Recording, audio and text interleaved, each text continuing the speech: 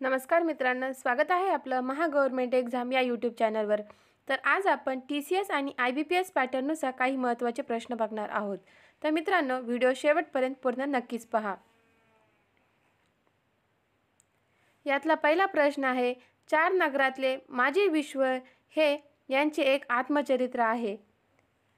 जयंत नारळीकर यांचे आत्मचरित्र आहे।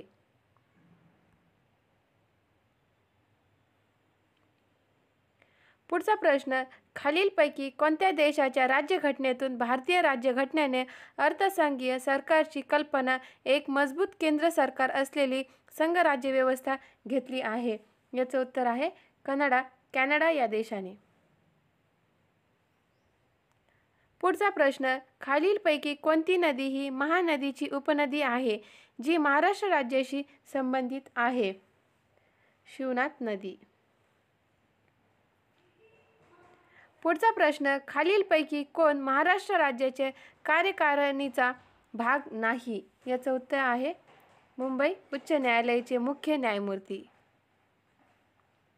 पुढचा प्रश्न, प्रशासनात सक्रिय भूमिका बजावणारी नूरजहाँ डॅश डॅशची पत्नी होती? जहांगीरची पत्नी होती।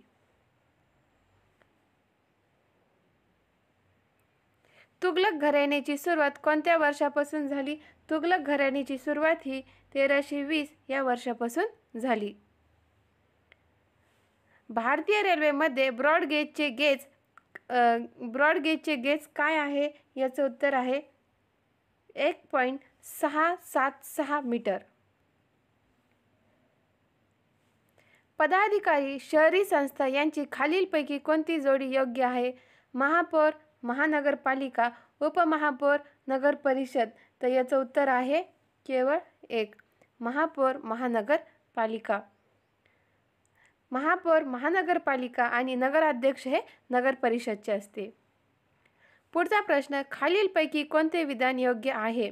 पहिलं विधान आहे, वरली जमाती महाराष्ट्रातील ठाणे, नाशिक आणि धुळे या जिल्ह्यात पसरलेली आहेत। दुसरं विधान आहे, वरली हे निसर्ग उपासक आहेत आणि त्यांच्या वन्यजीवनाबद्दल खूप आदर आहे। तर यातली योग्य जोडी ओळखायची आपल्याला आहे। तर यामध्ये 1 आणि 2 हे दोन्ही योग्य जोडी आहे। याचं उत्तर आहे 4। पुढचा प्रश्न, महाराष्ट्रातील पन्हाळे काजी लेणी पन्हाळे काजी लेव्स नदीच्या काठी वसलेले आहे। कोणत्या नदीच्या काठी? कोटजल या नदीच्या काठी वसलेले आहे पन्हाळे काजी केव्स। PKC असं म्हणजे हे कोटलचा के असं लक्षात ठेवा। पुढचा प्रश्न, प्रथम महाराष्ट्र भूषण पुरस्कार प्राप्तकर्ता खालीलपैकी कोण आहेत? याचं उत्तर आहे PL देशपांडे। पुढचा प्रश्न आहे, भारताच्या 2011च्या जनगणनेनुसार महाराष्ट्रातील कोणत्या जिल्ह्यात सर्वात कमी स्त्री पुरुष प्रमाण आहे? याचं उत्तर आहे मुंबई या जिल्ह्यात। पुढचा प्रश्न, भारताच्या 2011च्या जनगणनेनुसार महाराष्ट्रातील नाशिक विभागातील कोणत्या जिल्ह्यात आदिवासी लोकसंख्येची टक्केवारी सर्वाधिक आहे? नंदुरबार या जिल्ह्यात।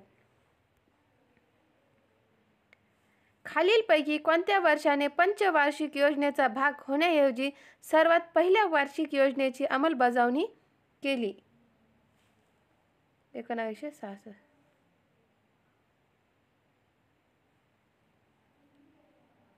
स्टेफिलोकोकस बॅक्टेरियामुळे डॅश डॅश होऊ शकतात।